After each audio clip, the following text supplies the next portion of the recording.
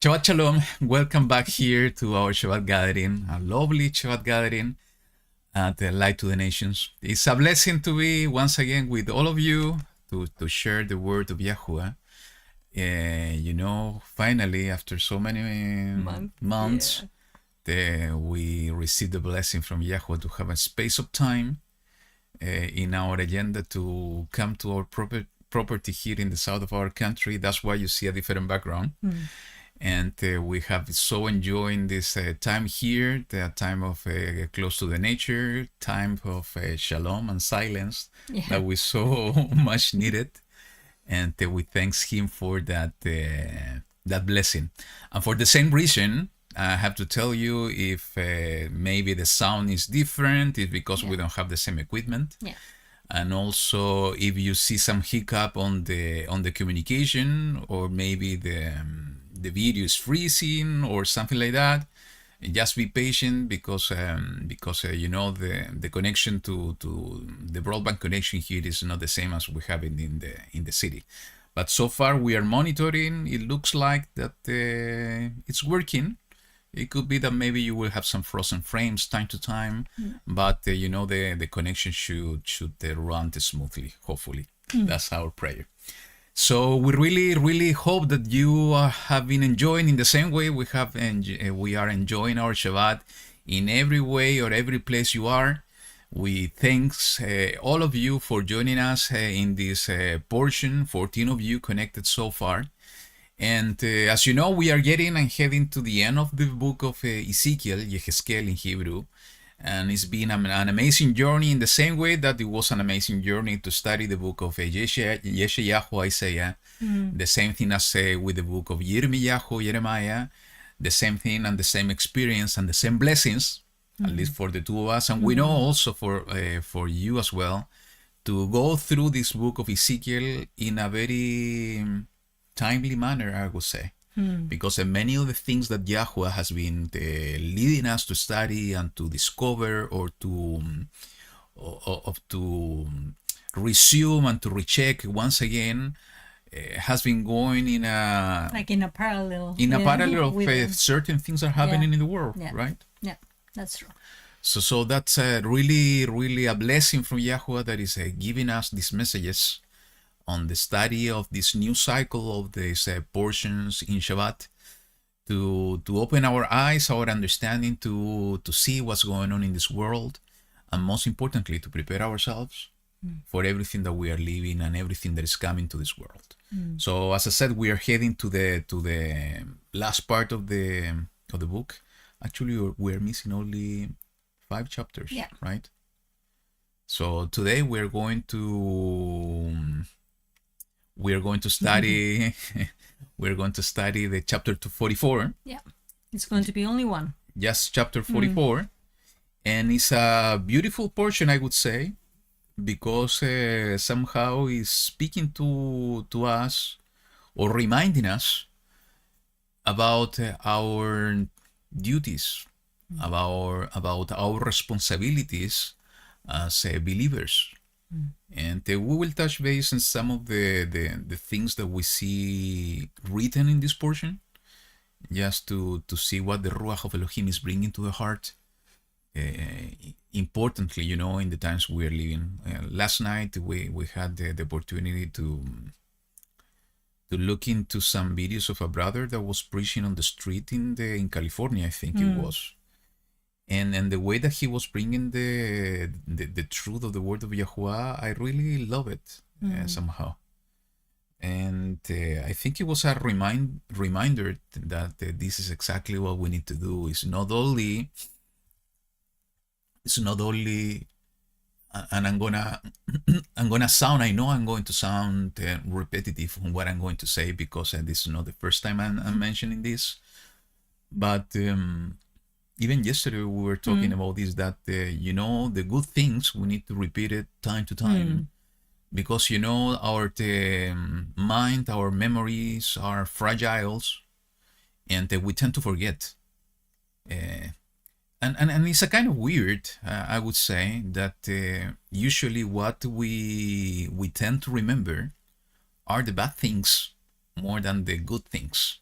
I don't know if to everybody face the same things, but at least on what I have been, what I remember discussing and talking to people, they usually remember good things, but when they're talking about bad things, it's easily for them to remember. I have this problem, that people hurt me, and we have this tendency maybe to store those type of memories. So when we talk about the good things, and especially when we talk about the truth of YaHuWaH, it's so important that we remind people, not only us, we remind people around us as well about the truth time to time. And I think this is what I told you yesterday. We were talking about a totally different topic, and maybe it was 2 days ago. It's that even Peter is talking in one of his letters about that. He's not going to get tired to repeat while he's alive on this earth, to repeat and to go back to the basic and to repeat all these things, because it's a way to remind everybody about the truth of the way of YaHuWaH, about the important things that matter the most in this way of life, and in this life itself that belongs to YaHuWaH. So it is important for all of us to remember, to touch base, to remind people about the good things of the kingdom of YaHuWaH. Yeah, maybe sometimes, I don't know, some people are going to get mad, or they're going to feel offended. Maybe some of them, they want just to debate about something and to look at different point of view. But even though when we have those kind of experiences, maybe there is going to be someone, and maybe it's going to be one or two, because that was what happened in the video that we saw. And it was a couple of people, who were receiving the message in a very good manner, that I could feel, wow, that was so beautiful. Because even though a lot of people rejected the message, those two were like concerned about the situation. They were concerned about, well, yeah, you got a very good point. I never thought about that, and how that can put in risk my behavior, my relationship with I God. want to please God, one of the persons said. And I never thought about that. And when you can make that, maybe that thought, put that thought in their heart, I know that is going to be something that is going to help them to look for more truth. And that is what is everything about. Maybe you're not going to share the whole truth, but you are going to put that is going to ignite in their hearts how to look for more, how to please YaHuWaH, how to be a very good child of YaHuWaH. Good. So, things that at least is in our hearts, our minds, and just wanted to share with you, because the time sometimes, especially lately, this going through a crazy rhythm, and that's why I was telling Lillian the other day, we enjoy so much when we come to this place, because it's so far from the towns, because we cannot say the city. The city is 45 minutes driving from here, and the closer town is a very small one, is 15 minutes from here driving, and the bigger town is, I don't know, 25 minutes driving from here. So we are in the middle of nowhere, and then just looking into the countryside, the trees, and you can feel that shalom. And when we have this type of experience, and we need to seek those moments of peace and quietness, is when Abba begin to remind us on the important things, what is our responsibility in His kingdom, why He called us out of the world, and He opened the door of His kingdom, and we know that door is YaHuWaH Himself, in order to receive His salvation, His promises. but also to receive his assignments, because he chooses us in order to give us an assignment in his kingdom in order to serve him. It's not like to be a lazy one that, finally, I found the door is open. I'm going to get into the palace, into this house. I'm going to sleep till late every day, and I'm going to enjoy life without doing anything. And that's not the life that YaHuWaH created. Actually, even when we read from the very beginning, even though that YaHuWaH was giving everything that Adam and Hawa needed from the garden, they received an assignment to till the garment. They were not, the air was going to produce, the garden was going to produce the fruit with such a blessing, because, it was YaHuWaH the one allowing the earth to have the power and the strength to produce the fruit, and the same thing with the trees. But Adam and Hawa had the responsibility to take care of the garden, to till the ground. So it was not like, becoming lazy and doing nothing. No, YaHuWaH called us first in order to be part of his people, his family, to receive his name, to have the family name, to have the family identity, to receive the promises of the family and the inheritance of that family, and but also to have the responsibilities of the family. And we need to remember all the time what are those responsibilities. And it's very easy. It's what Yahushua was talking to us all the time. He is the example of what he did in his first coming. The light coming to the world in order to illuminate the rest of the people that were in darkness, to bring the message, the good news. And this is exactly what our responsibility is. So we need to put it in practice. So today, as I said, we are going to study this, the portion 150. It's Ezekiel chapter 44, just the chapter 44 from verse 1 to 31. And we have titled this portion, The Sons of Tsadoq. The Sons of Tsadoq. Who is Tsadoq? It's just a matter for us to remember. And who are the Sons of the Tsadoq? We're going to read about it. So, having said that, unless you want to say something else? No? Oh, maybe at the end. At the end? Yeah. Oh, yeah. Okay. So let me share this song with you, and then we will move forward to the portion.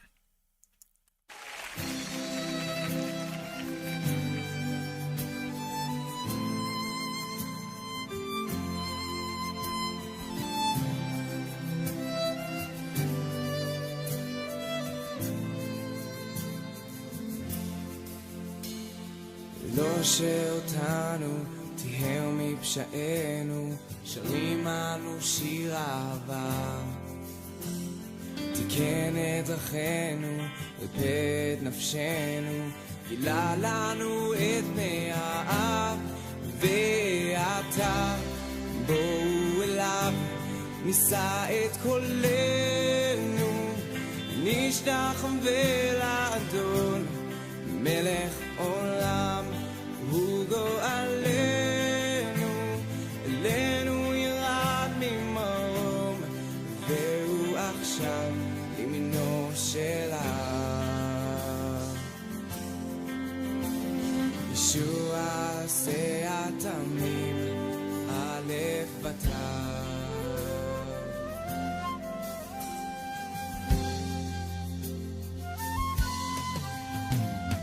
לא שרוקן את עצמו מכבוד, שרים אנו שיר אהבה. הלך אל הצלב בעד השמחה, לעשות רצונו של האב. ועתה בואו אליו, נישא את קולנו, נשתחווה לאדון, מלך עולם. הוא גואלנו, אלינו ירד עכשיו לימינו של האב. ישוע עשה התמים א' ות'.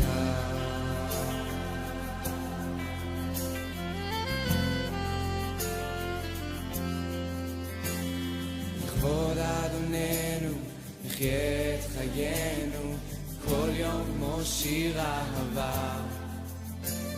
נמות לעצמנו כי במשיח קמנו איתו לתחייה.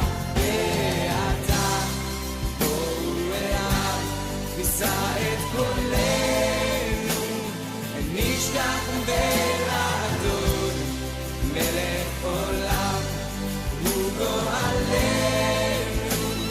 אלינו ירד ממרום והוא עכשיו לימינו של האב.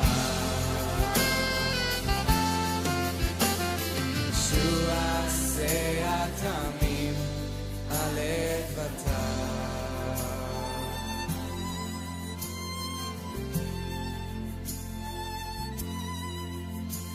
שרים לו שיר אהבה נשיר לו לעד לעד.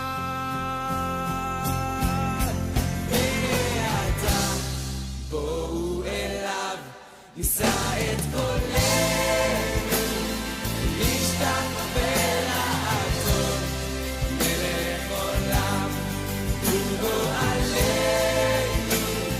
אלינו ירד ממרום והוא עכשיו לימינו של האב.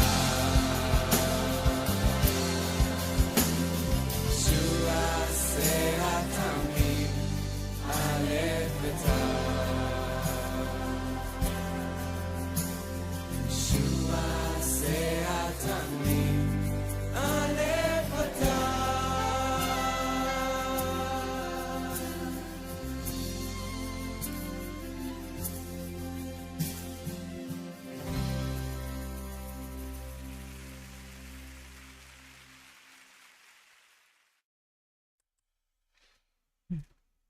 Let's pray. YaHuWaH Elohim, we want to give thanks to you in this Shabbat for each one of the blessings you are giving to your people, to this generation of Israel. We know that we are in the four corners of this earth. We are in the dispersion of YaHuWaH. And that has been the purpose of your heart because you have a marvelous plan for these last days. And you have given us, to each one of us, an assignment in every place we are. And the basic assignment, and the most important one of all, is to be a light to this world, to bring your truth in the middle of darkness. And we want to give thanks to you, YaHuWaH, in this moment, because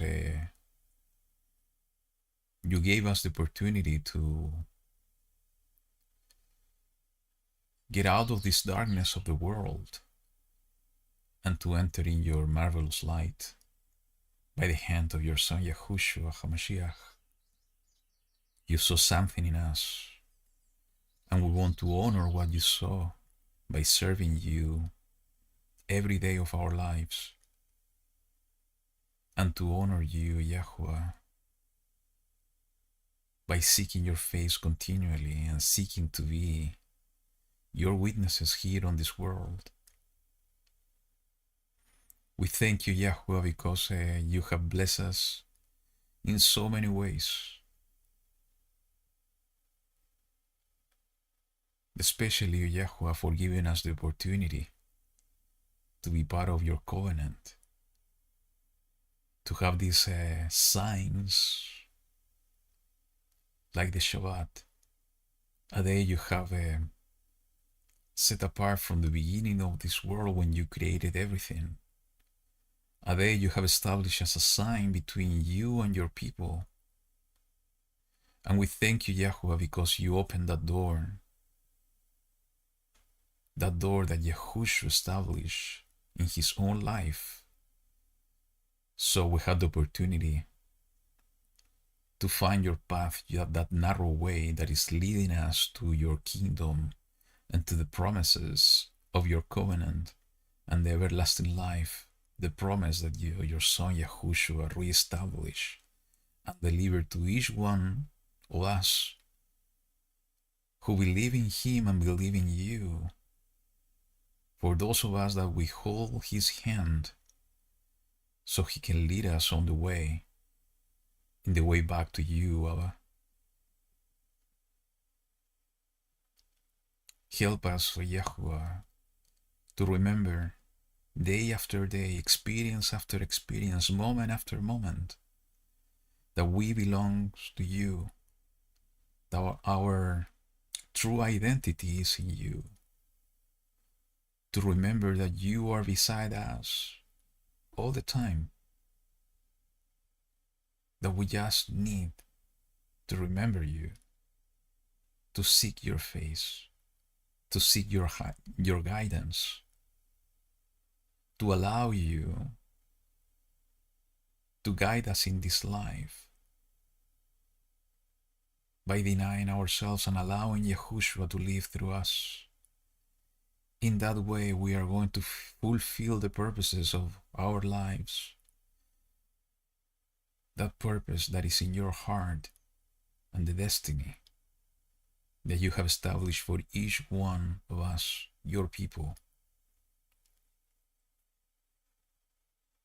We thank you, YaHuWaH, because once again you are giving to each one of us the opportunity to have this gathering, because you set all the means for us to connect every Shabbat, to study your word, and we are doing it with joy in our hearts and with love for one another, but especially, O YaHuWaH, for love toward you. That's why we gather week after week, because we want to learn from you, from your word. We want to learn your truth for our own growth, but not only for that, O YaHuWaH. It's also with the purpose to share, to learn the truth, to share it with others.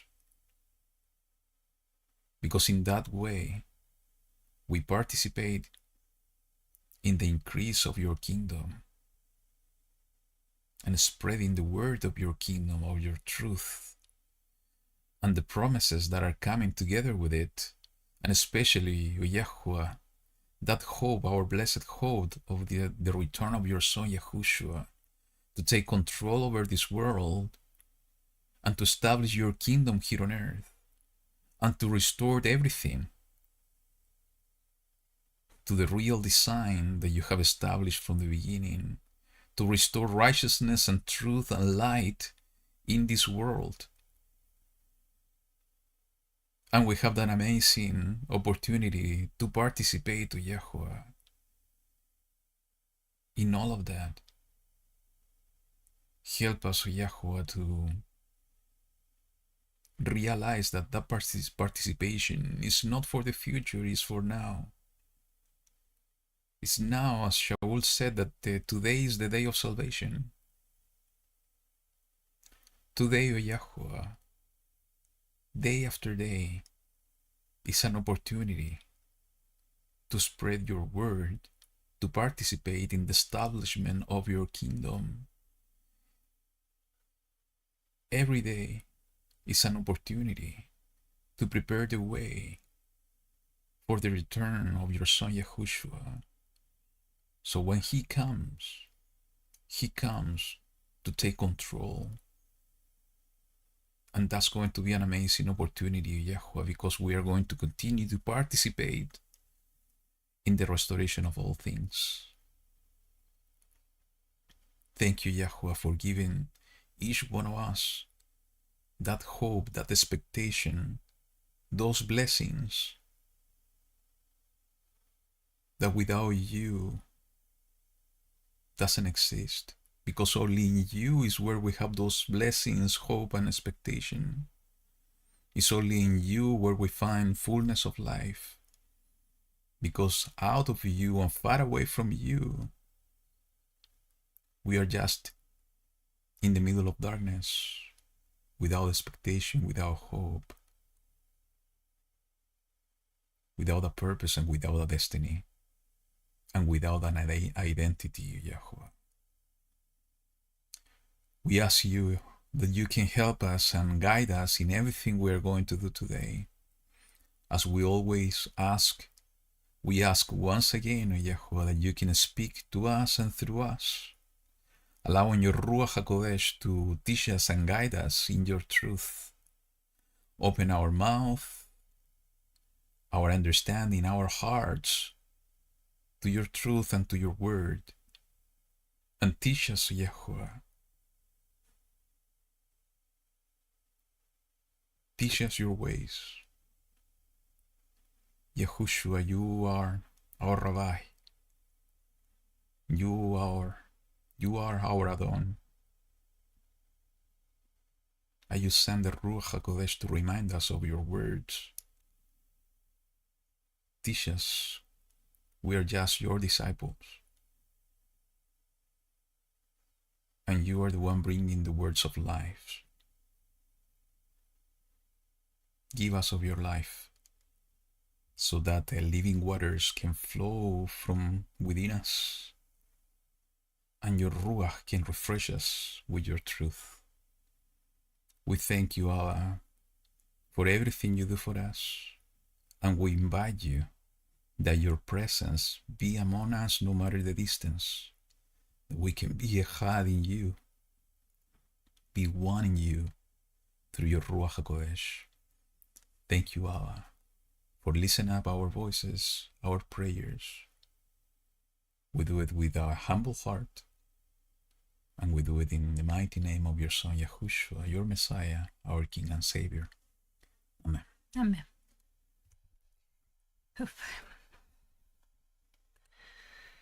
Okay, so let me put the scripture in the screen, chapter 44, and let me begin. Mm-hmm. It says the following. Let's see that everything is running well.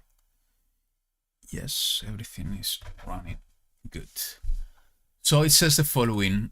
And he brought me back to the outer gate of the set apart place, which faces east, and it was shut. And YaHuWaH said to me, this gate is shut, it is not opened, and no one enters it, because YaHuWaH Elohim of Israel has entered by it, and it shall be shut. The prince, as prince, he sits in it to eat bread before YaHuWaH, coming in by way of the porch of the gate, and going out the same way.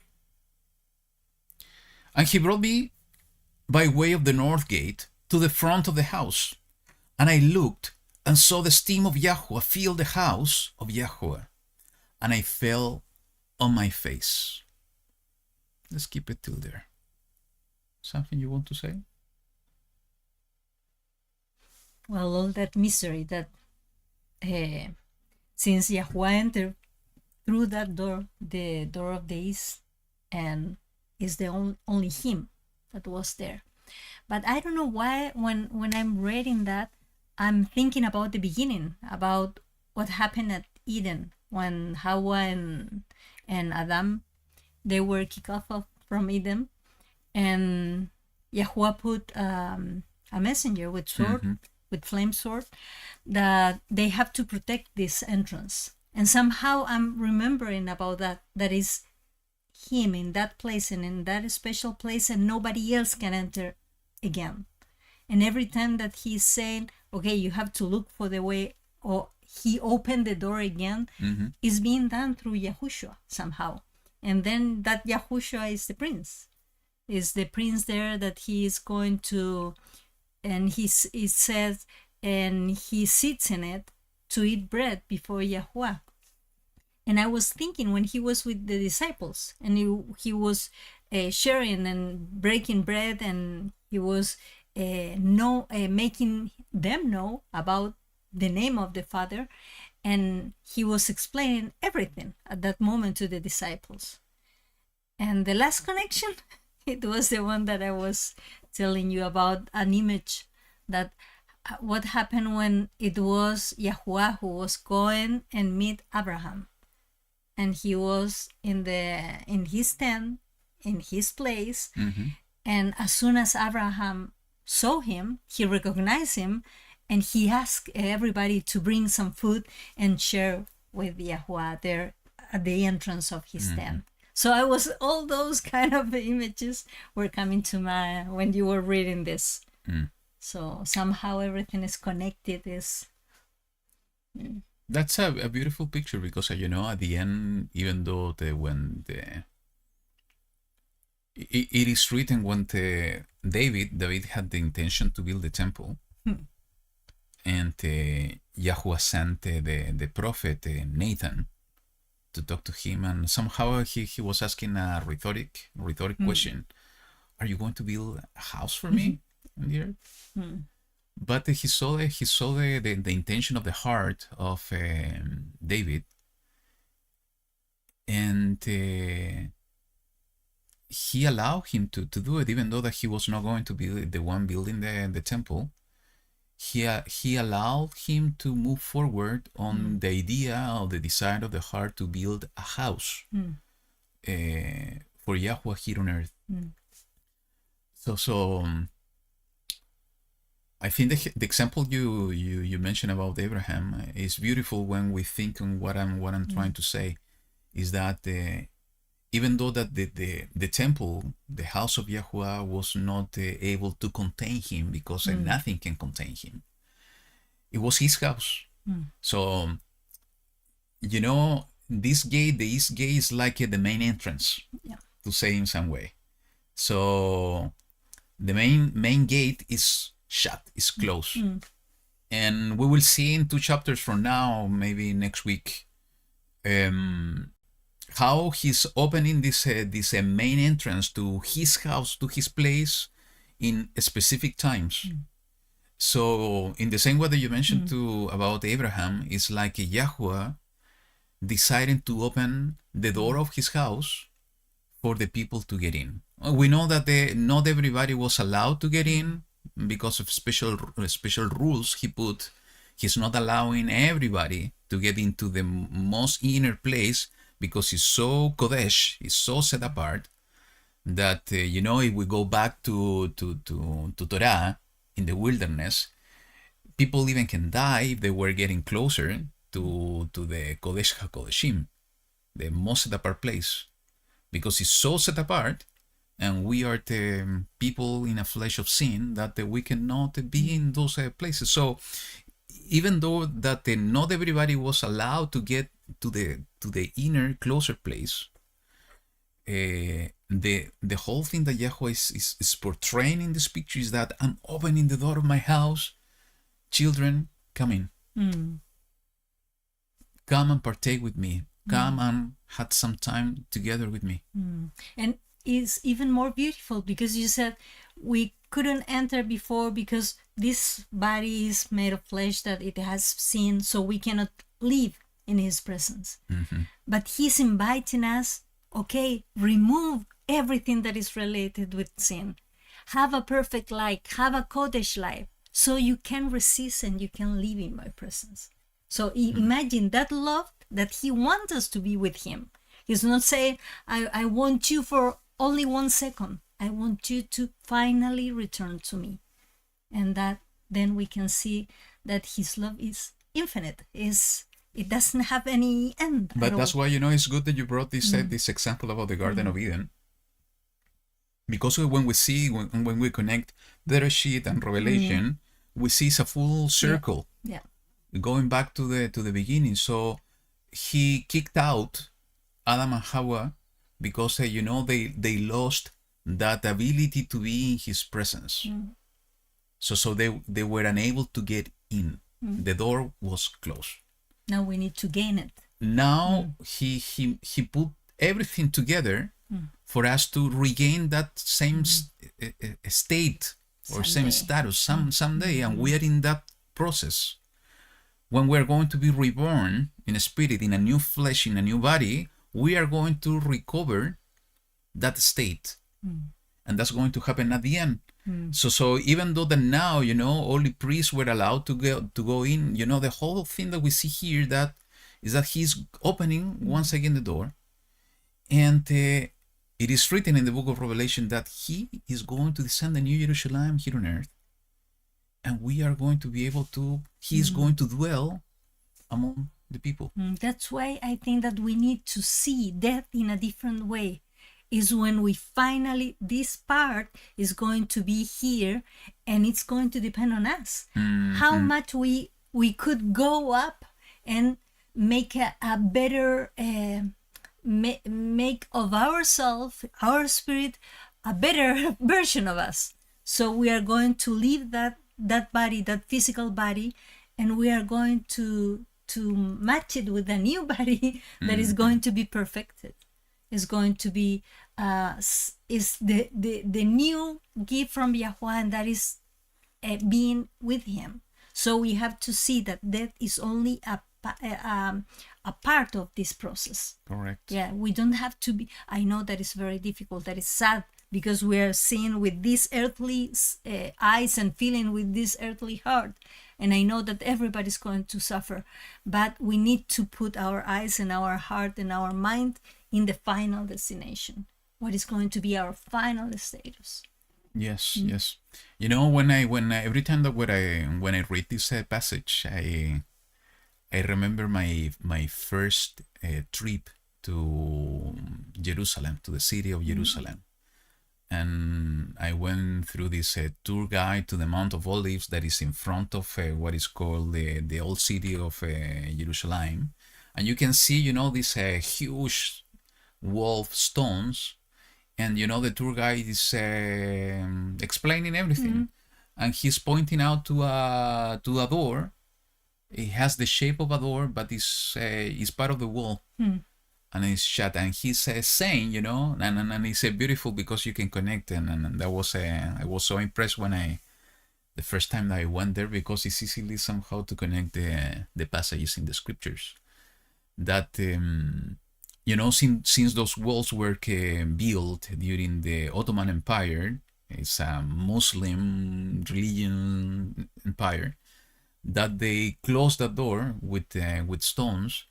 And beside that, they put a cemetery, a Muslim cemetery, in front of that door, in order to avoid the Messiah, the coming Messiah, to go there, because the door is shut, and also because he's not going to defile himself by going through a cemetery full of bones and dead bodies.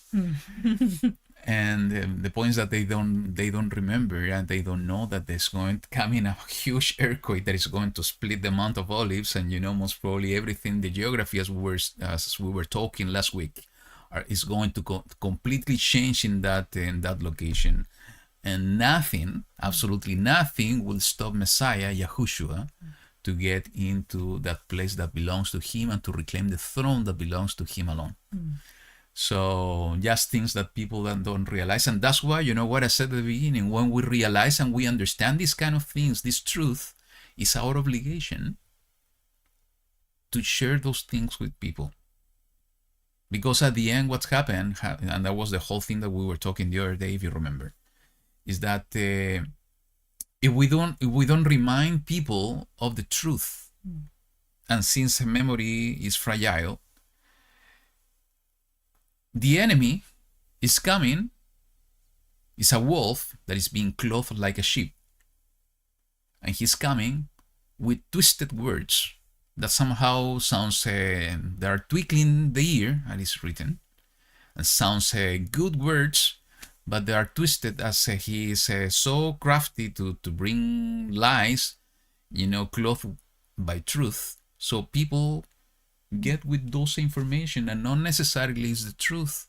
And yesterday, you know, in the video we saw, we see, as you mentioned, people that believe with that strength on the things that they have been taught, that they are not able to open the eyes, that they're not seeing everything, and then somehow they have received these lies clothed with truth.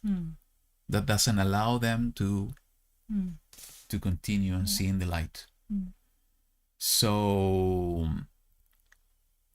So that's why, we need to use every opportunity, even with the experience that I told you about, that Muslim people believe that they aren't able to stop the Messiah to get into the city, and they don't understand the reality of who Yahushua is. And there is only one true Elohim, that he is in control of everything, and he is the maker of the heavens and the earth, and he can change the geography, and nothing will stop him to bring his truth and his plan to be completed. He could overcome death, he's going to overcome everything. So. Absolutely. So, one thing that when I saw it, it reminded me, and I think it's good to mention. It's been in my heart lately, and I have had the opportunity to talk with the family, especially about this point. It is written in the verse 4, is that YaHuWaH, by means of the Ruach of Elohim, because everything that we have been seeing in this book of Ezekiel is so beautiful in how the interaction of Abba, Elohim, YaHuWaH, by the actions of the Ruach of Elohim in order to interact with Ezekiel. So when he's saying here in the verse 4 that he brought me by the way of the north gate, is the Ruach of Elohim, the Spirit of Elohim, and it is written in other chapters that was guiding him and taking him even sometimes by the log of the hair. Yeah. So the Ruach guided him through the north gate after he saw this amazing vision of the east gate. Was guided by the Ruach to the north gate to be in front of the house, and what he saw is that he saw once again the kavod, the glory, the steam of YaHuWaH filling the house. Similarly to what we were talking in the portion last week portion, fill the house of YaHuWaH. But the points that I want to focus is what Ezekiel did when he saw this amazing, manifestation of the kavod, the presence, the glory of YaHuWaH filling the temple. What he did, he fell on his face. What it means, falling on the face. It's humiliation. I don't It's know. humility. It's a sign of respect. It's like, when a president of a country or a diplomat, an important person is coming closer to us, we will show respect, most probably. Even if we agree or disagree with the person, we are going to show respect. So, what more important when we are in front and before the presence of YaHuWaH? Ezekiel is giving us an amazing example to all of us on what should be our attitude every time that we're in the presence of YaHuWaH. When we see the signs and the manifestation of the presence of YaHuWaH in us or around us, we need to show respect. And what are the things that we have had the opportunity to talk about this with family sometimes? It's comparing times. I remember my times in church. I'm bringing this example just for you to understand what I'm trying to say. I remember people at church, they used to have this type of respect. Every time that we were going to, I remember when I was a kid, every time that we were going to read the scripture, everybody was standing up to read the scripture. Sometimes for the prayers, nobody was sitting as we are sitting now. We were standing up and in order to pray to YaHuWaH, even though that we were calling him differently back then. But we had the respect. And I have seen, and we have been talking about this, have seen what's the behavior in churches today through videos and so on. People even with their cell phones while reading the word of YaHuWaH. And it's true because it's much easier with the cell phone to read the scripture because you have it in an app. But, I cannot imagine myself being in the temple in the presence of YaHuWaH and with my cell phone in order to take selfies or to take pictures or even to read the word of YaHuWaH from an app. I think I don't imagine Yahushua doing that. I don't imagine the disciples doing that. I don't imagine the prophets doing that. So this is something that we should learn, is to have this respect on the presence of YaHuWaH.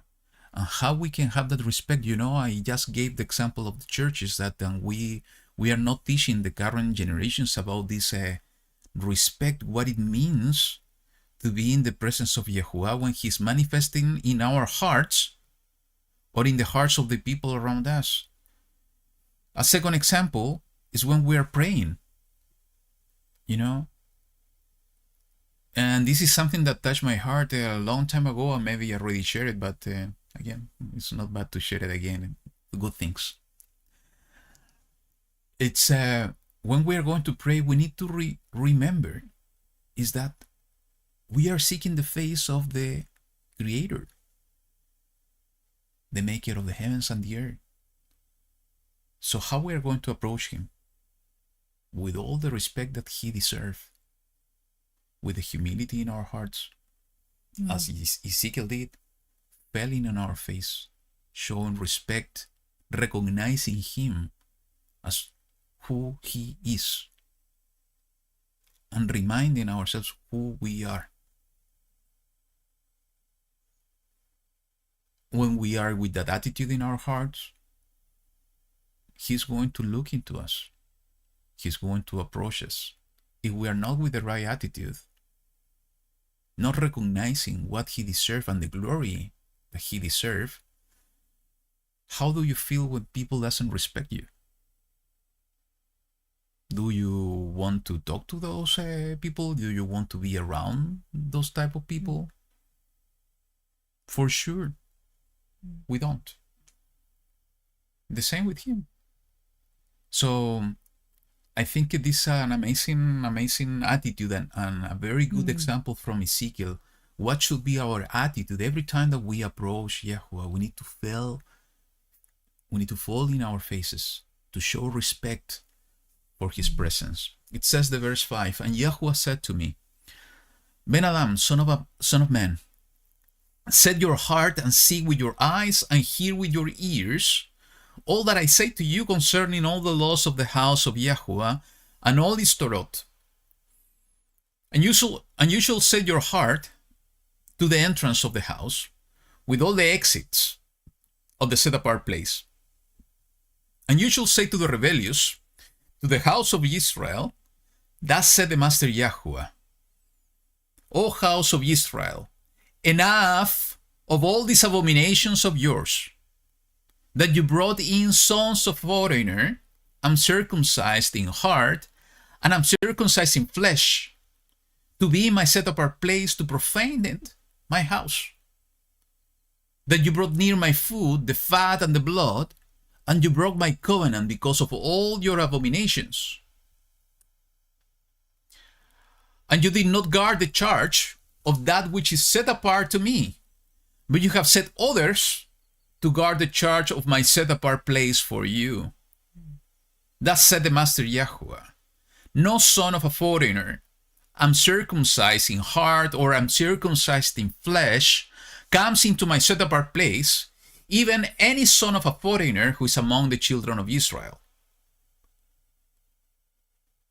And the Levites who went far from me, when Israel went astray, who strayed away from me after their idols, they shall bear their crookedness. And they were attendants in my set apart place, as gatekeepers of the house and attendants of the house, slaying the sending offering and the slaughtering for the people, and standing before them to attend to them. Because they attended to them before their idols, and became a stumbling block of crookedness to the house of Israel. Therefore I have lifted my hand in an oath against them, declares the Master YaHuWaH, that they shall bear their crookedness, and not come near me to serve as my priest, nor come near any of that which is set apart to me, nor into the most set apart place. And they shall bear their shame and their abominations which they have done. Yet I shall make them those who guard the duty of the house for all its work and for all that has to be done in it.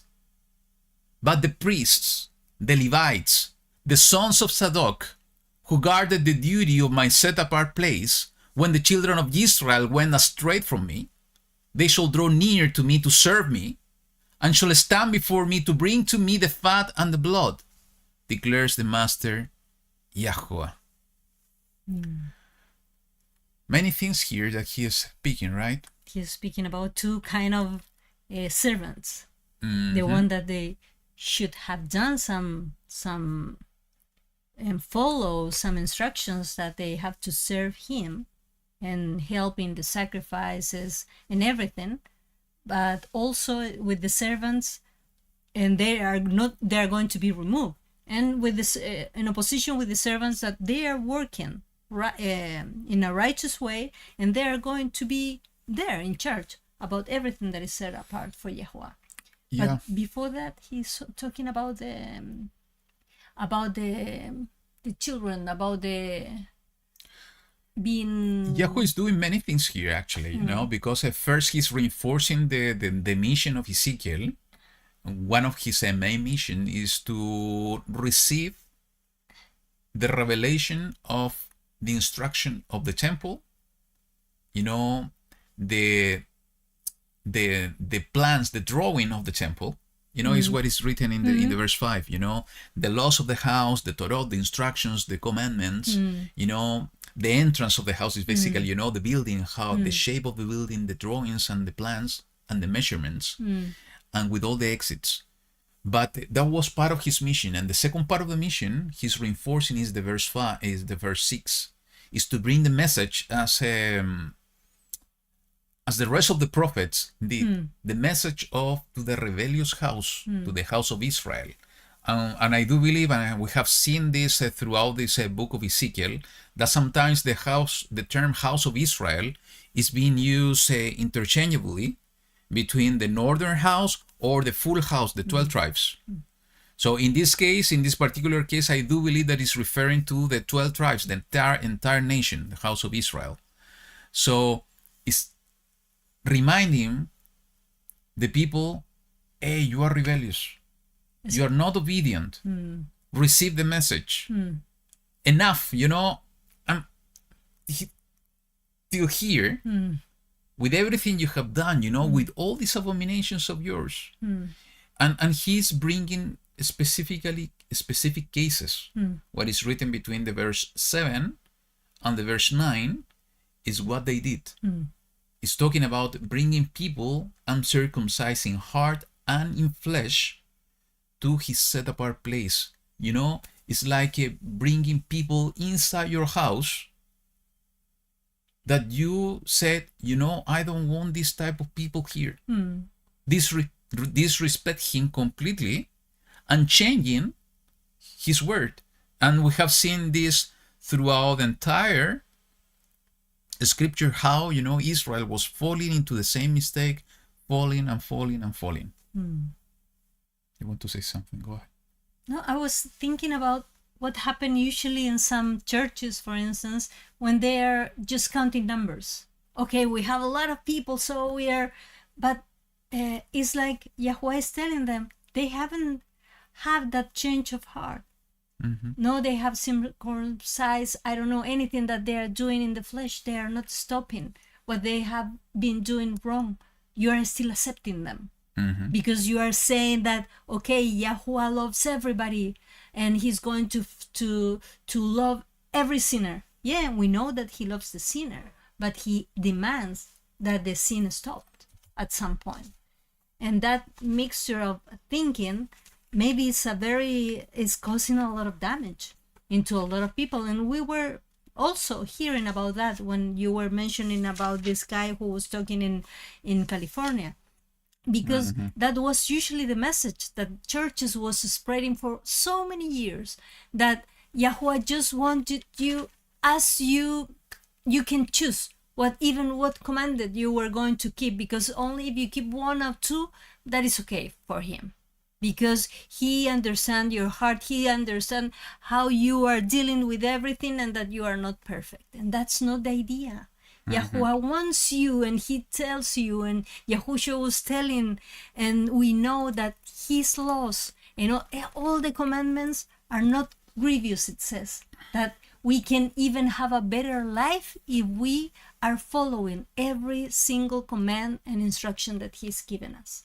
So I think that we need to change that. We need to explain to the people, if YaHuWaH is demanding from you that we can keep his commandment is because he loves us. He wants us to have the better version of this life today here in earth. Exactly. When I saw this, and this accusation from YaHuWaH to the rebellious house about bringing sons of foreigners, uncircumcised in heart and uncircumcised in flesh, to a set apart place, I immediately remembered the passage that is written in the book of Acts. And I just found it. And this was exactly the same accusation that the Pharisees put in Shaul. Should I look for it? No, let me read it. This is in the chapter 21. And if you remember this story, when Paul was returning to Jerusalem, and he received, a prophecy that a lady, I think, or somebody was tying his feet, basically receiving this revelation about what was going to happen to him in Jerusalem. And even though he said, no, I have to go, and he went. And that was the part of the story. It's in the chapter 21 of the book of Acts. And I'm going to read the verse 26 to 28. Sorry. But you need to come back to the same passage we were, please. Yeah, okay? Ezekiel 44:7. Okay, 44:7, now 21. So it says the following in the verse 26, chapter 21, verse 26. Then Shaul took the men on the next day, and having been cleansed with them, went into the set apart place to announce the completion of the days of separation, until the offering should be presented for each one of them. And when the 7 days were almost ended, the Yahudim from Asia, seeing him in the set apart place, were stirring up all the crowd, and they laid hands on him, crying out, "Men of Israel, help! This is the man who is teaching all men everywhere against the people and the Torah and this place. And besides, he also brought Greeks into the set apart place and has profaned this set apart place." So they were accusing Shaul that he was bringing people uncircumcised, and actually all the accusation, and that's why it's so important to understand the words of Shaul, that they were saying that Shaul was against circumcision. He was not against circumcision, because it was exactly the same thing that he was being accused in this passage. That's why we need to read Paul in context to understand what he was saying and what he was teaching. If we remember what happened during the second temple period, before the first coming of Yahushua, Jews in the time of the Maccabees, after the Maccabees, they began, and this you can read it in the book of Maccabees. They wanted to become like the Greeks. They began to Hellenize themselves. And it's curious that this morning we were looking I was looking at some information on how, maybe it was in preparation for this, how the way of YaHuWaH has been infiltrated by Hellenism, by Greek mythology and teachings, up to this very day. Many teachings that Christians believe, their origin, their source, is coming from Greek philosophers that are totally out and against any concept that we see written in the word of YaHuWaH. Well, that didn't happen only after the death and ascension of Messiah. That began even before, during the time of the Maccabees. You know, a certain group, and you can read this in the book of Maccabees, as I said, certain group of priests and Jews, they wanted to become Greek, Hellenized themselves. And what they did, they wanted to reverse circumcision. And they decided not to circumcise their children. Even they were using the set apart place.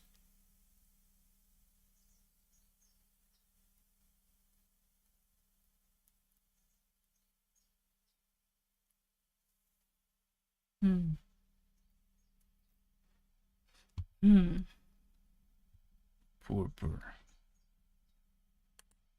Maybe it's still. But it says back at Yeah. now. Yeah. Yeah.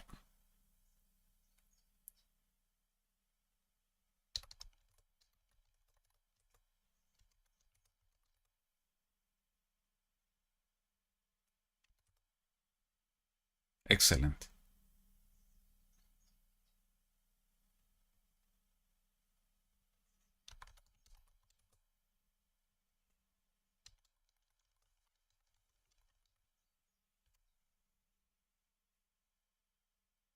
Good. So let's continue. What I was saying.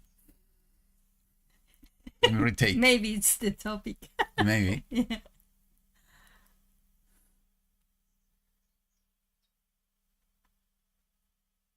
That they want to. Yes. To Hellenize themselves.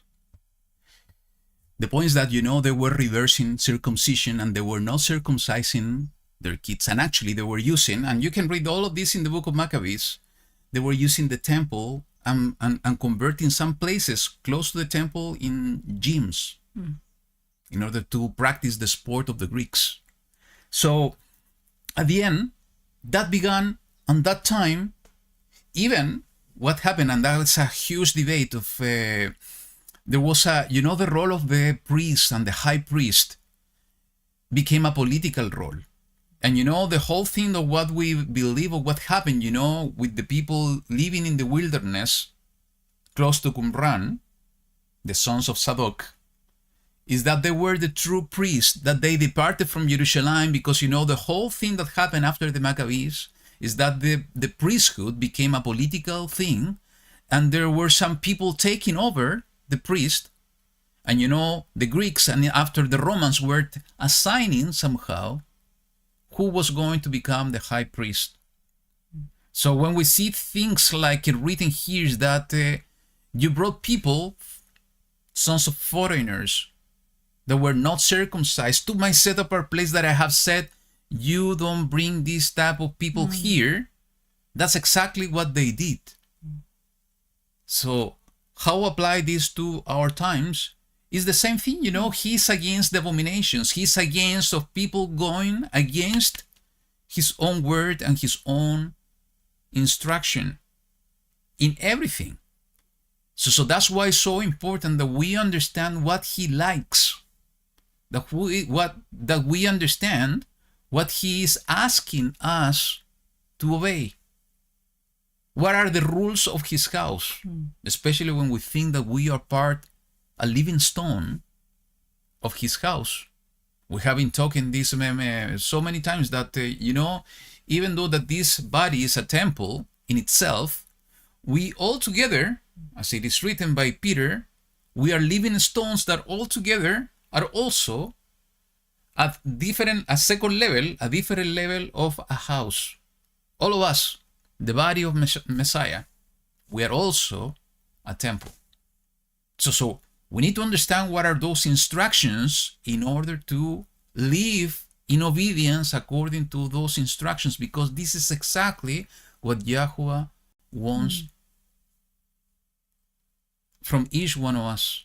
Especially when we're talking about abominations, you know, you have brought all the abominations. So what are we bringing to this temple? What we are bringing to this temple? Are we honoring him, as we talked a few minutes ago? You know, and you didn't, in the verse 8, and you did not guard the charge of that which is set apart to me, but you have set others to guard the charge of my set apart place. So it's a replacement of priesthood. You know, as I said, you know, during that time, it became a political role of priest. And they were assigning people that were not coming from the lineage of Aaron. Today, we see the proliferation of so many things, people that are assigning authority to him and putting themselves in positions in order to act somehow like priests. That everybody needs to give honor to them, especially, you know, in religions circles, we see this happening, but not only in religions, you know, in politics, in society, many places we see this behavior because it's part of the nature of our flesh. That sometimes in certain people is more developed, this tendency to go astray in this way than in others. But this is happening, it's part of, you know, it's not because of religion only. Don't take it in that way. It's because of the human nature and sin working in our flesh. But here YaHuWaH is reminding us of what happened. And that's why later on, what you are going to read is he's refreshing and reinforcing, this is the message, this is my covenant. You know, he gave a covenant of priesthood with a specific family. And that family, it comes through the lineage that comes to YaHuWaH himself. So we need to respect what YaHuWaH is reminding each one of us. He's not wanting a son, you know, no son of a foreigner. What it means? Somebody is strange to that place. We need to become part of his family.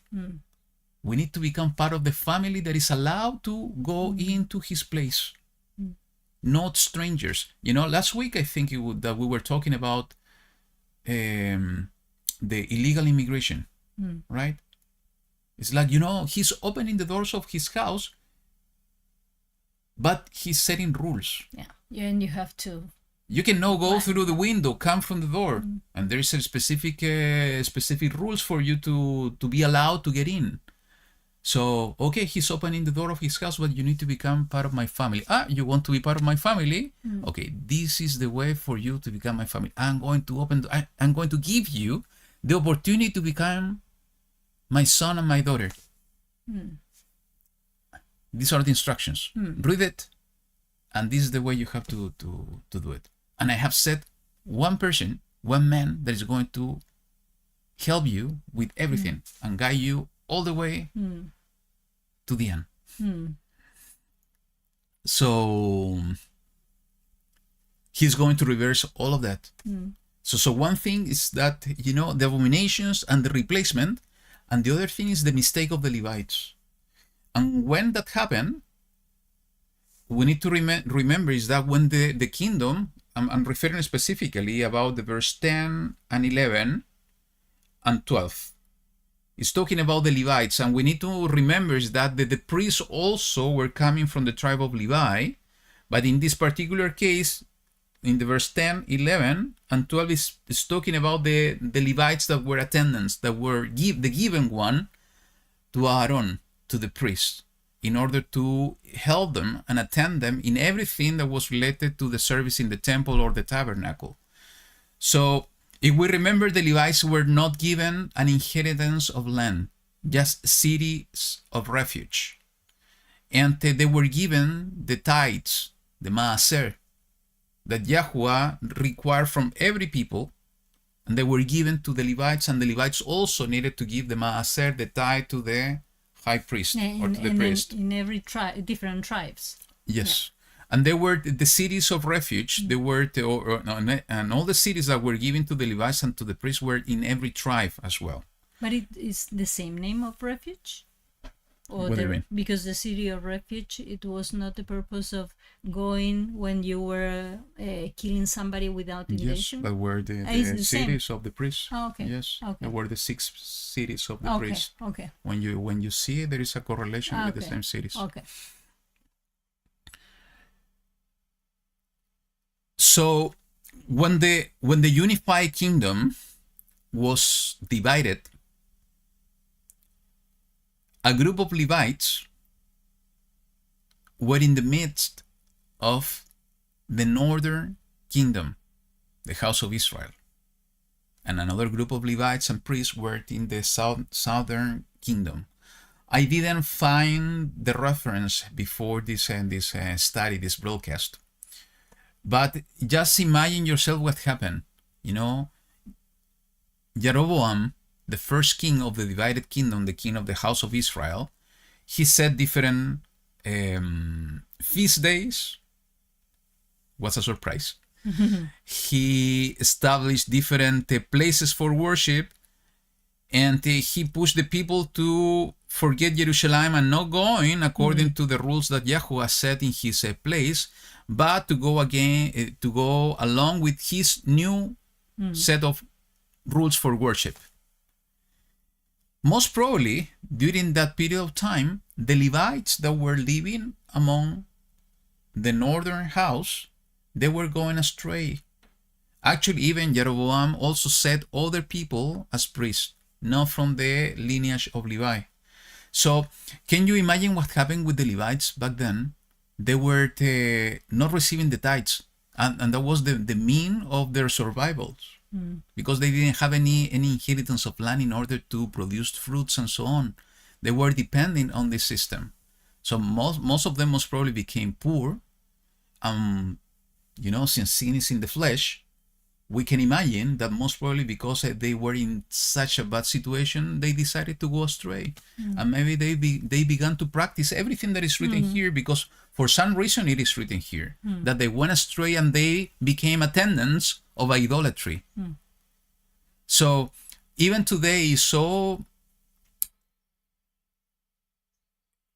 such a problem, and it's so complicated, and we need to be so attentive, is that if we are serving YaHuWaH, is that we are serving him in truth and not in idolatry. And part of what we were discussing and seeing yesterday in this video is how so much people, because they have this heart of stone, that they're not bendable enough in order to go into the word of YaHuWaH and to identify the truth and to have a teachable heart, so they can remove the darkness, the bad teachings that they received before. So somehow they have been serving in idolatry, to have the teachable heart to realize, to repent, and to mend ways. Yeah, because it doesn't matter if everybody's doing something, because that's usually what is happening. No, everybody's doing the same, so why I'm going to do something different? Yes. And if my own, I don't know, the own pastor of my church is doing the same, so if he's doing that is allowing me to do the same. So no, that is not correct. We have to do exactly what YaHuWaH is demanded from us, to respect his laws. But even though we see in the verse 14 his compassion, because he's going to take and he's going to give them an opportunity in order to guard the duty of the house for all its works. So the attendant, the Levites, and actually we will see later on in the coming chapters that they are going to have a place, in this new divisions of the land. They are going to have a special place on where to live, close to the temple. Well, always he's keeping a remnant that is going to be faithful. And that remnant that was faithful during the period of time is the Tsadoq. And Tsadoq, we see, we were talking about Tsadoq when we were studying the book of Kings, and he is from the lineage of Pinchas and Eleazar. And it is written here is that it was the only one that was faithful. If we remember, during the time of the last days of David, when he was an old man, and Adoniyahu, he appointed himself as the heir of the throne, and everybody was celebrating, and the priest that was among Adoniyahu was Ebiatar, that he was coming from the lineage of Itamar. Remember that there was the only two sons that were left to Aaron was Eleazar and Itamar. Ebiatar was coming from the line of Itamar, and Tsadoq was the other one that was coming from the line of Eleazar. And Zadok was the one closer to, somehow Shlomo was the one that was called by David in order to give the instruction to anoint, to anoint? Yes. Anoint Shlomo as the king. So he was faithful to David till the end. So from the son of Tsadoq, and we know all this story about just said a few minutes ago about what happened during the time of the Second Temple and how it is believed that they departed from Jerusalem because of all the corruption on the temple. Everything became political. Everything became a game. Everything became with intrigues and so on. So they said no. They are going astray from the way of YaHuWaH, and they decided to depart to the wilderness. And this is so prophetic because even if somehow it's related to what is written in the book of Revelation about the woman in the wilderness being protected for 1260 days. And that should be exactly our attitude if we are sons of Tsadoq. It is written in the book of 1 Peter, if I'm not mistaken, is that we are a chosen race. We are a set-apart nation. We are a royal priesthood. So if we are being called, that is also written in the book of Revelation, to become kings and priests together with Messiah, there's no doubt, and we should have no doubt in our hearts, is that we are part of the Sons of Tsadoq. That basically everything that is written here is totally applicable to us because we cannot have two priesthoods. It's impossible. It's only one priesthood, the Sons of Tsadoq. So YaHuWaH most probably was coming from the same thing. And through YaHuWaH, we are going to become a royal priesthood, kings and priests. And that should be the way that we conduct our lives now, understanding that when the kingdom is going to be established here on earth, that's going to be our full-time job. So today is the time of preparation, and we need to behave according to that job description. Now is the time of preparation for that. So we receive all these promises that we are going to be the one drawing near to YaHuWaH to serve him, getting closer to the most set-apart place. And what a wonderful time that will be when we are being gathered all together in Jerusalem and being allowed to get closer and closer because we have been chosen as a chosen race, a set-apart nation. Okay. They shall enter my set-apart place, and they shall draw near to my table to serve me, and they shall guard my church. And it shall be when they enter the gates of the inner courtyard, and they put on linen garments, and no wool shall come upon them while they attend, within the gates of the inner courtyard or within the house. They shall have linen turbans on their heads, and linen trousers on their bodies. They shall not gird themselves with sweat. And when they go out to the outer courtyard, to the people, they shall take off their garments in which they have attended, and shall leave them in the set-apart rooms, and shall put on other garments, and they shall set apart the people in their garments. And their heads, they shall not, it says different. What? Because it says, and they shall set apart the people in their garments. Okay. In the other garments. Yeah. And their heads they shall not shave, nor shall they let their hair grow long. They shall keep their hair well trimmed. And no priest is to drink wine when he comes into the inner court. And they do not take as wife a widow or a divorced woman, but take maidens of the seed of the house of Israel, or widows of priests. And they are to teach my people the difference between the set apart and the profane, and make them know what is unclean and clean.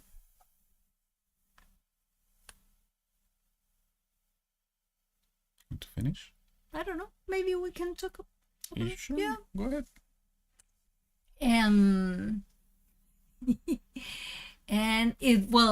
what was calling my attention, it was that they have to have different kind of clothes when they were serving in the temple and when they were approaching to the rest of the people. And what was special that they said that they can set apart the people in their garments. And then I was sharing this with you, that it was a kind of a picture of Messiah, that somehow when YaHuWaH was here in this earth, he was putting in garments of flesh. He was making himself equal to us. And then only in that position, he could open that door for us, and he could make that set apart. And from that moment on, he was setting apart the people who he was choosing. So I was thinking about that sometimes when we want also to share the gospel with the different people, we need to go into that level, into the regular clothes. We have to put ourselves in the same level so we can help them and go into a different kind of interaction than with YaHuWaH, because that interaction, that special garments is going to be when they are in the presence of YaHuWaH. And we were discussing about this, that we believe, because in every picture that we see, in every movie that we have watched lately, always they are showing that the priests were using the priest garments outside and everywhere. So, or we have two options: or the movie is wrong about that and is not correct, or maybe what they were doing is not obeying the instruction of YaHuWaH. Part of the abominations and the things that were wrong. Could be. It could be. Could be. You know, now that we read this again, it's interesting is that that they were using different clothes depending on where they are.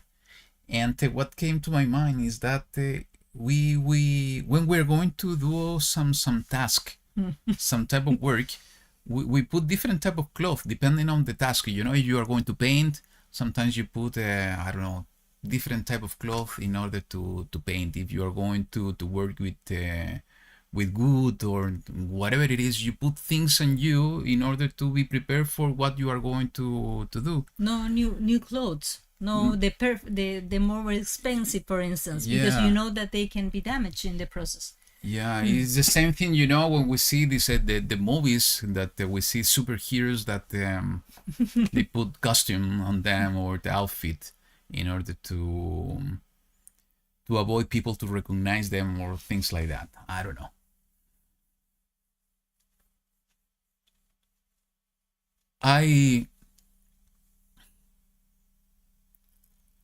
Sometimes, you know, when we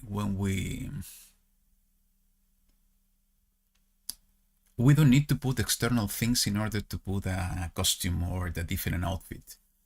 Sometimes it's a change in character, it's a change in attitude. You know, we play different roles as a person in life. And that doesn't mean that we are going to lose our authenticity or our identity. We act in different ways depending on the situation we are. You know, at work, maybe you are going to behave in a different way. You put the personality of work than the different when you are meeting friends. And you behave differently with your children versus your parents when you are playing the role of a father or the role of a son or a daughter. So similarly is in that way I see it here written. Put it in other words. We need to put in the cloth or the attitude of reverence every time that we go and serve YaHuWaH and we are approaching His presence. But we need to put in a different cloth, a different attitude. Actually, we need to put the armor when we go to the field in order to bring the good seed into the world. So And then somehow this is what is written, when you are getting closer to me, you put in a different cloth, a different attitude. When you are going to the people to sanctify them, put in a different costume. Put the role, the attitude of what the people need from you, the truth that need coming from you. And we need to learn how to do that. If we're going to the king, it's like Esther. When she was approaching the king, even though that she was not called, she went there with an attitude of humility in order to be accepted, even though that she was not invited and she was violating somehow the law from that land. But she needed to do it, and she went with a different attitude. Differently to the attitude that when she was approaching the people or her uncle. It's the same thing. We need to understand how to behave. And the Ruach is reminding me of what Shaul used to say, to the Jews speak like a Jew, to the Gentiles as a Gentile. Because in that way the people will receive the message, because somehow we are putting the cloth and we are not changing the truth of YaHuWaH. We're just putting a different attitude, understanding who is the people in front of us and how they are going to receive the message and how we are going to know what costume to put on us. Is the Ruach of Elohim will guide us on how we need to behave, on what we have to say and how we have to say it.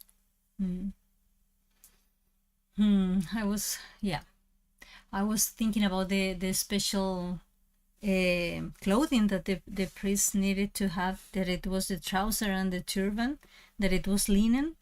And I was thinking that it was something so natural, that it was from the same creation, not with wool. We have talked about this in previous studies, the difference how we can be protected by this material, because it's not it handled the electricity and that kind of stuff in a different way. And even the temperature in our bodies with linen is going to be like the same. It doesn't matter if outside is cold or is really hot.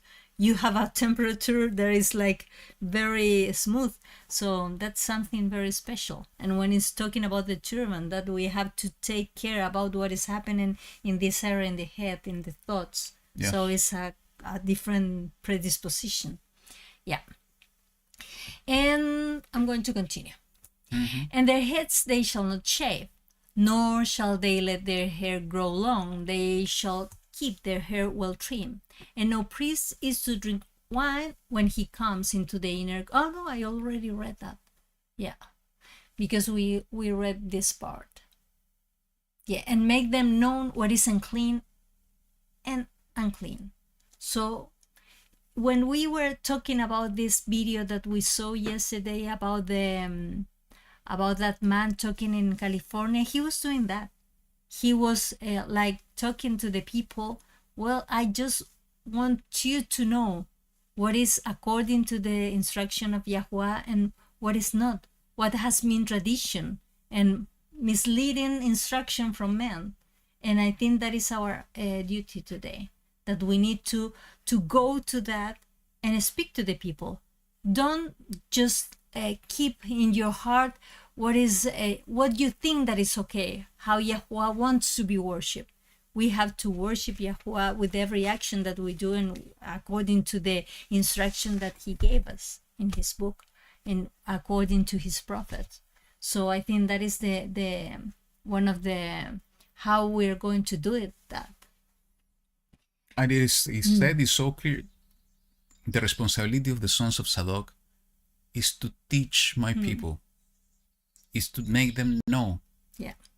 So in order to teach the people, in order to make the people know, first we need to learn. And I think we have been learning for so long.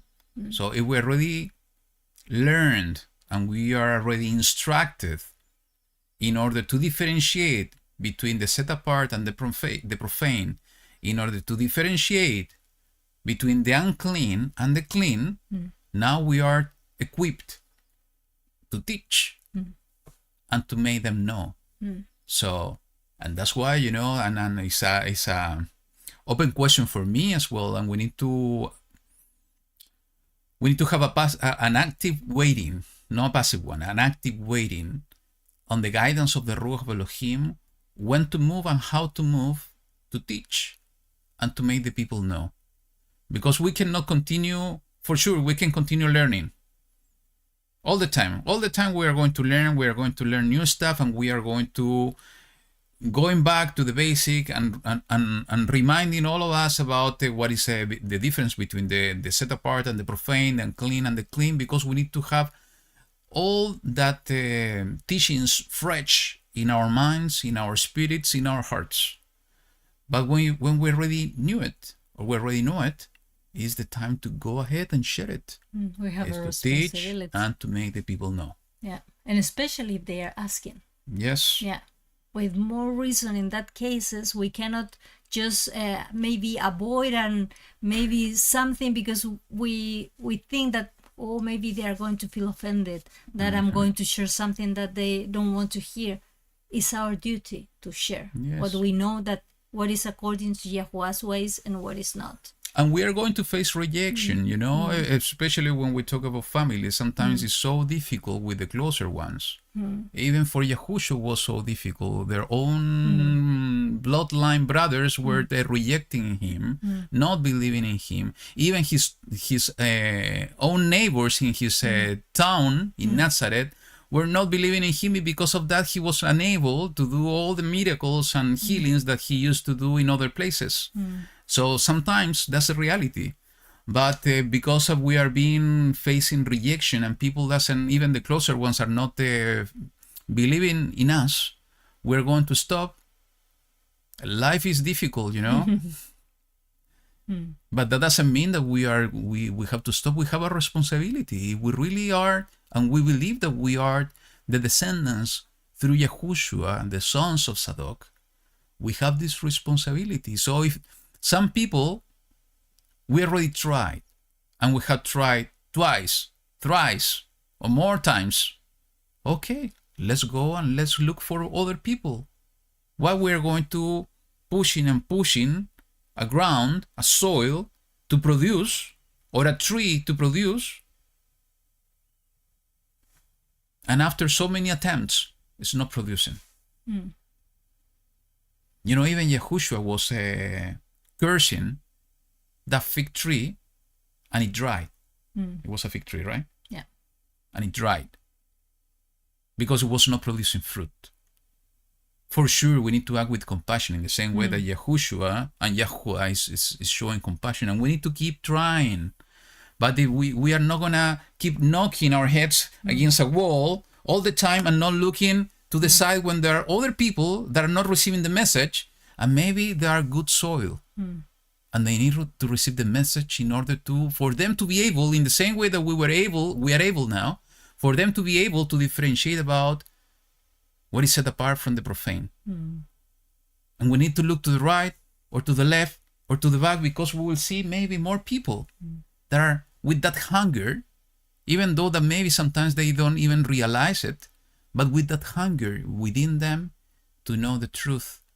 And maybe we are not allowing them to eat the spiritual food because we are still knocking our head against the wall, trying to make a tree to produce fruit that is not the time for them to produce fruit. Or maybe, as we talked with Karen, I remember once, maybe we are going just to plant the seed, and even when we try to see the fruit and we are not going to see it, and we are going to get so frustrated because we are expecting in the desire of our heart to see the fruit, and we don't see it. Maybe it's not our responsibility to harvest the fruit or to see the fruit. It's just to plant the seed. And that's all. And that's all. Maybe somebody else will come and they are going to gather the fruit, because it's their task, it's their job, it's their assignment. And maybe the only fact, or the only reason that we are trying and we are forcing, we are not allowing the tree to produce the fruit, because we are not giving the space for the other one that was assigned to come to that tree to gather the fruit to come, because we're still trying and trying and trying. That's why we need to get this relationship so close to Allah, so for Him to guide us on what we have to do, where we have to do, and also the timing. Yes, that is important. And the 24, and they are to stand as judges in a dispute and judge it according to my right rulings, and they are to guard my Torah and my laws and all my appointed times, and set apart my Shabbat. And it's funny because it's like it's given the description of the millennial kingdom, because it says that at one moment is going to continue this teaching to the people who are getting to the knowledge at this time. So, and let me say something quickly here, is that I think that's the other part of the responsibility. We are a royal priesthood. It's two roles, kings and priest, because that's what it means to be a son of Tsadoq, a descendant of the same seed and the same family of YaHuWaH. YaHuWaH is a king under the order of Melchizedek, king and priest, in one person. You know, the two roles that were separated for so long, they were unified, like the unification of the two houses under the hand of Messiah, as we saw in the chapter 37 of this book. The same thing is happening with the two roles that were separated. That wasn't the intention of YaHuWaH from the very beginning. Have a lineage of priests and a lineage of kings. He decided to merge all together the two roles under one person of the Messiah, YaHuWaH. So we, as part of the same family and the same identity, we have exactly the same role, royal priesthoods, kings and priests. As priests, we need to teach the people the difference between the set apart and the profane, the difference between the unclean and the clean. We need to teach the scriptures. We need to share the truth.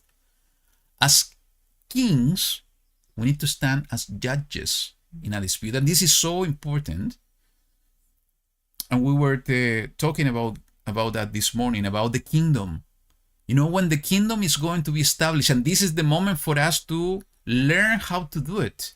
When the kingdom is going to be established, we, the saints, the set-apart ones, are going to be the one that are going to possess the kingdom, are going to possess the nation under the rulership of YaHuWaH.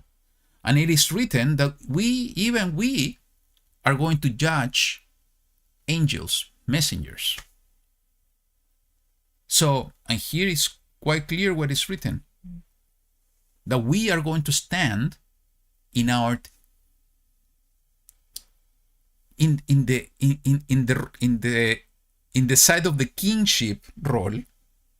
We are going to stand as judges in any situation. How we are going to judge, it is written there, according to his mishpatim, according to his right rulings. So that's why today, how to practice, we need to judge any and every situation in our lives. We don't need to judge people. We need to judge experiences. We need to judge situations that are happening, not according to our own understanding. We need to judge them according to the scriptures. If somebody's coming to us with asking for a word of wisdom, a counsel, what we're going to say to them? This is an opportunity for us to put in practice this role, this assignment. How we are going to do it? By our knowledge of the word of YaHuWaH, how to judge a situation in order to provide a word of wisdom that are coming directly from the word of YaHuWaH, according to his mishpatim. So it's the moment for us to practice in order to become an expert, because at the moment that we need to fulfill our job full time, that's not going to be the moment for us to learn. That's going to be the moment that we are so trained in the word of truth that we are already experts. And so far we should be experts. Maybe not the whole experts, but we should have a good level of expertise in the two roles as priests and kings. And if we don't, we need to speed up. We need to learn more faster. Dedicate our time to learn. And in the 25, and they are not to defile themselves by coming near a dead man, only for a father or mother, for a son or daughter, for a brother or unmarried sister, they defile themselves. And after his cleansing, they count 7 days for him. And on the day that he comes into the inner court of the set-apart place to attend in the set-apart place, he brings his sin offering, declares the Master YaHuWaH. And that is important because he's saying that even the priest, for a moment, he's going maybe to be unclean if he's approaching to a dead body. But it doesn't mean that he's going to stay in that situation forever. It is a moment of some days, and he has to follow a ritual of purification. That it was, I think that it's in Bemidbar or in Leviticus. In Leviticus. YaHuWaH. Yes. Is described how we have to do that. But he's saying it's a temporary status, it's not forever. So, and he's saying that it's allowed to be to the closest people that is conforming his family. And so that is something important. And it shall be to them for an inheritance. I am their inheritance, and you give them no possession in Israel. I am their possession. That's something beautiful. Yeah. That he's going to be our possession. The grain offering and the sin offering and the guilt offering, they are to it. And all that is dedicated in Israel is theirs. And the first of all, the fruits of all, and every contribution of all your contribution belong to the priest, and the first of your grand meal you give to the priest, so that a blessing rests on your house. The priests are not to eat any bird or beast found dead or torn into pieces. So here is reminding the laws and instructions, the Hukim laws, and the Mishpatim, part of it, the right rulings that we see written in Torah, is reminding, these specific cases for the priests. It's going to be part of what is going to be our duty. But what you say, just to put a parenthesis, I am their possession. This is what a blessing, what an honor. I was thinking on this parable of Messiah about the treasure in a field. That the person, this man, find this amazing treasure, and he sold everything that belongs to him, and he bought that field because he found this treasure in this place. Can you imagine that YaHuWaH, the creator, the maker of the heavens and the earth, everything belongs to him. He is the source of everything. He's saying, I am going to be their possession, the possessions of the Sons of Tsadoq. What else we need? What else we need? He's saying, you are going to have me. What else we need? He's the source of everything. It's connecting so beautifully what Yahushua was speaking, as it is written in the gospel. I remember the book of Matthew. Since that we should not become anxious or so focused on the day-to-day needs. Because even the Father is taking care of the birds of heaven. They don't need to plant the seed or to gather the fruits, and they're not suffering hunger because Abba, the Father, is feeding them.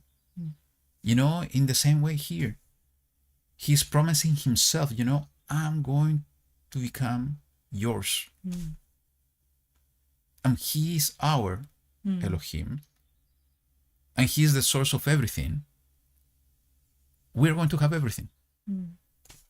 We are his people, his children. And as the perfect Father, he wants to provide and to be there for his children. That's why, somehow we see in connection to what I said, the verse 30, and the first of all, the first fruit of all, and every contribution of all your contributions belong to the priest. So he's establishing an order of all things. And you know, we have the tendency, especially in these times, that we want to go against the established order of YaHuWaH. You know, this society, this system of the world, the system of the beast, always has been going against the established order of YaHuWaH from the very beginning. And now when we are getting closer to complete the circle, it's even worse, that they are going even more against every aspect of the established order of YaHuWaH, not only outside the body, also inside the body. So we need to understand YaHuWaH, and we see this mostly in nature. He has established this harmony. I didn't tell you this, but when we were having lunch a few minutes before beginning this broadcast, we ran late today. Yeah. We're looking into the field, you know, and the grass is very tall. We need to cut it. Hopefully tomorrow. And it was so beautiful to see it, because you know, was the wind was blowing, and you know, since the grass is so tall, all of them were like dancing in harmony. The trees, and you know, the grass is very even somehow, but very tall. But it looks like a wheat field. Yes, exactly.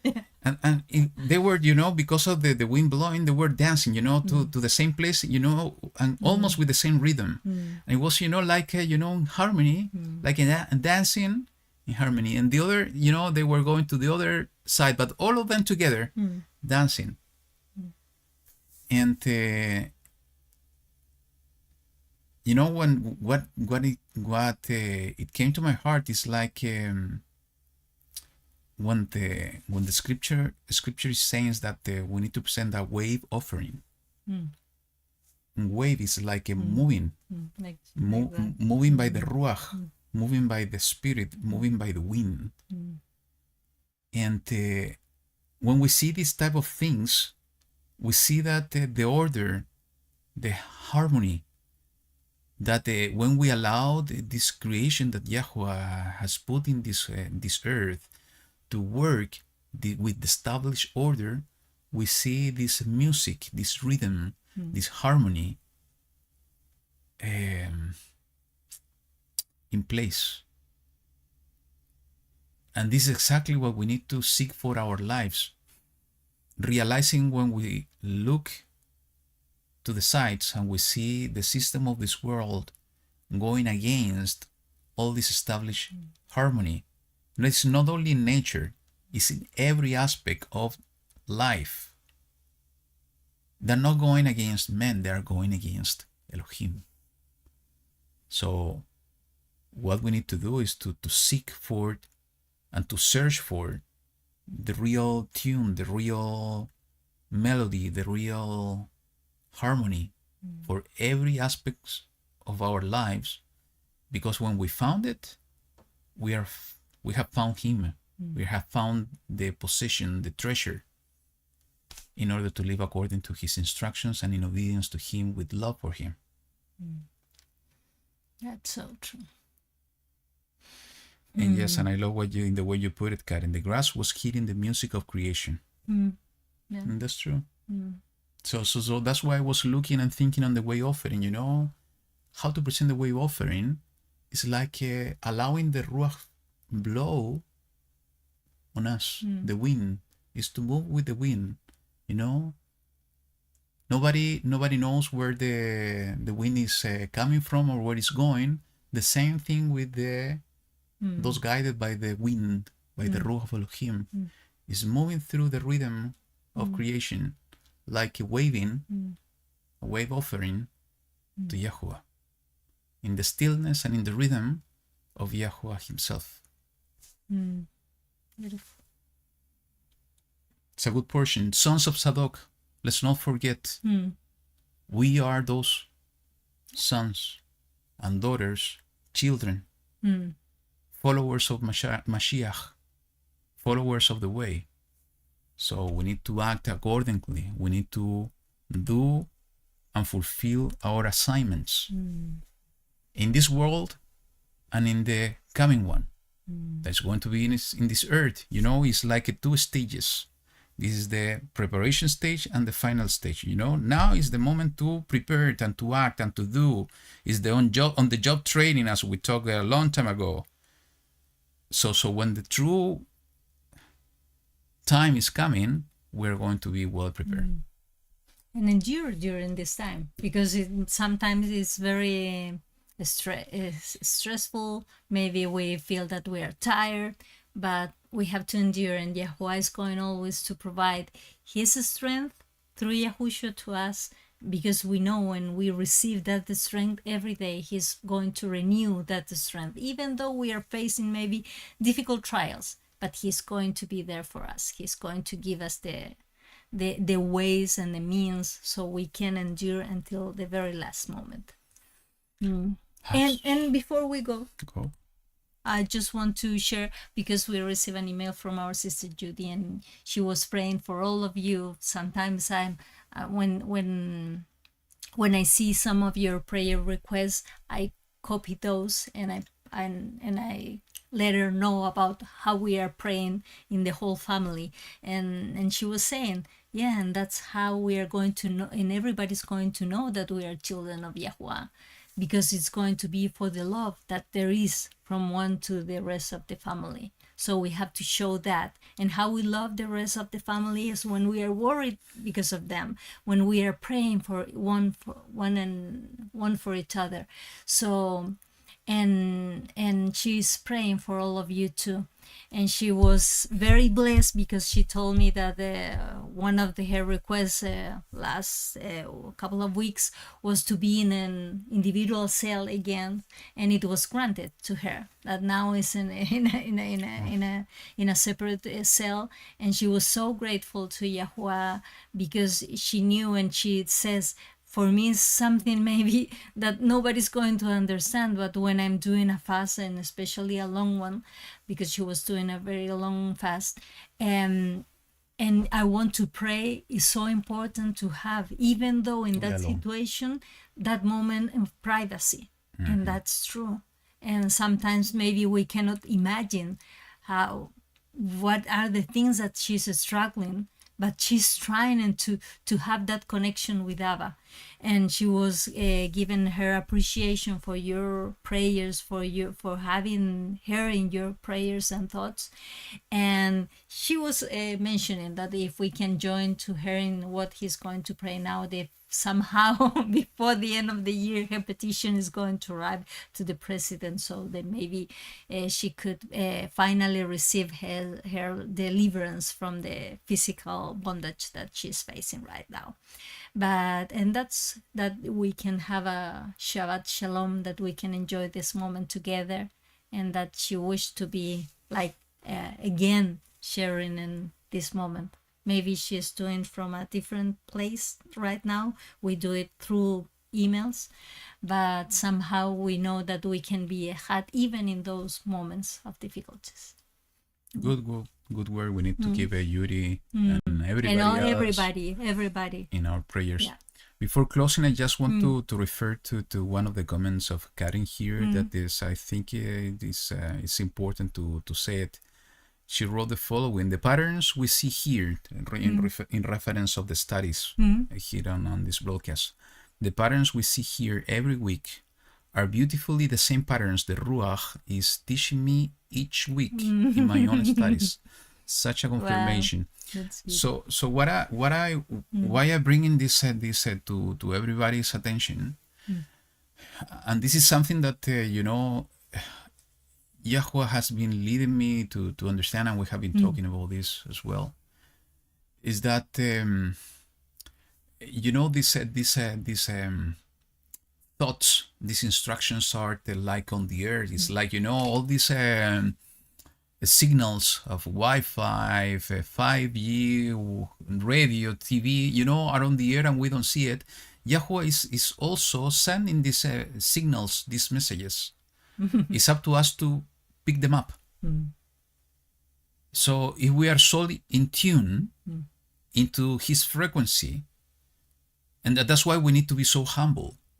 It's not about us. And that's why I love the message from Karen. It's not about what we are sending, and that's why I always pray that it's not us the one speaking, it's the Ruach speaking through us. We are able to tune in to his frequency, and we are picking up the signal, and we are receiving the message that he's sending.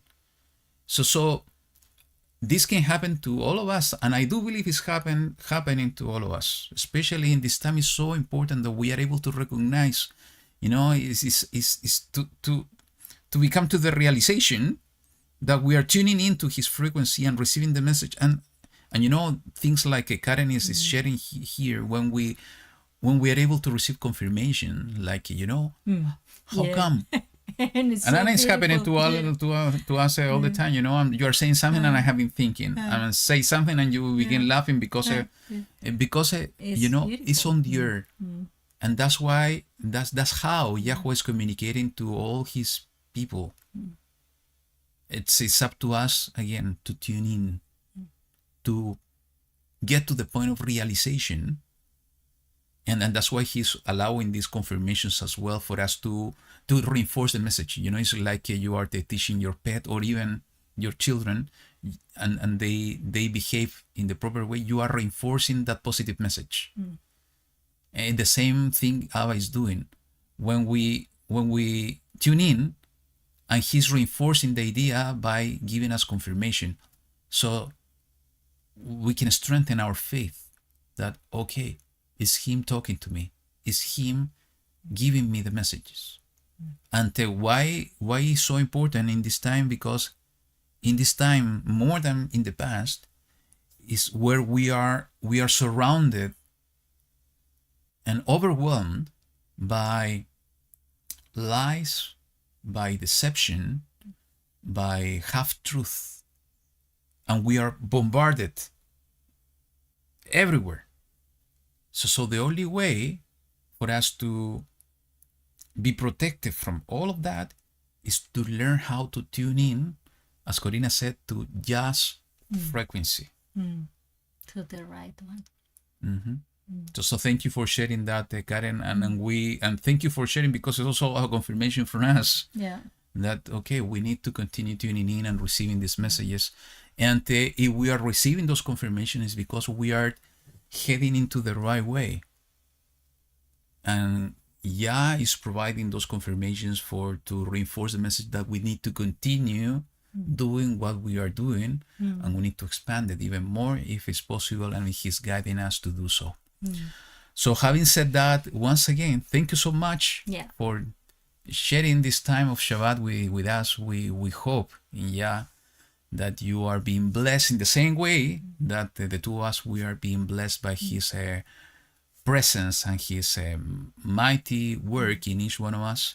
Continue praying for one another, and continue seeking his face.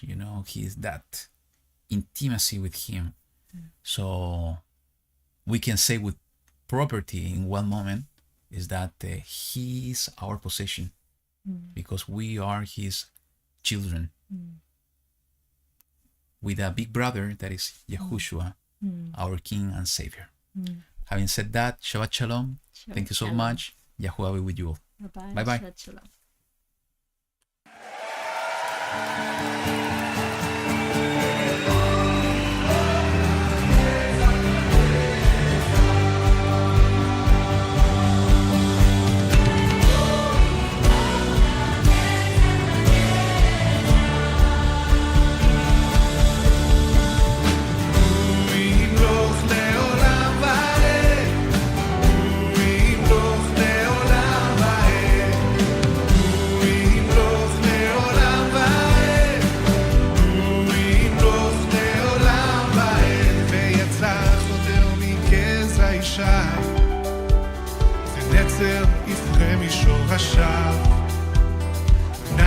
עליו הרוח, רוח חוכמה ובינה. הוא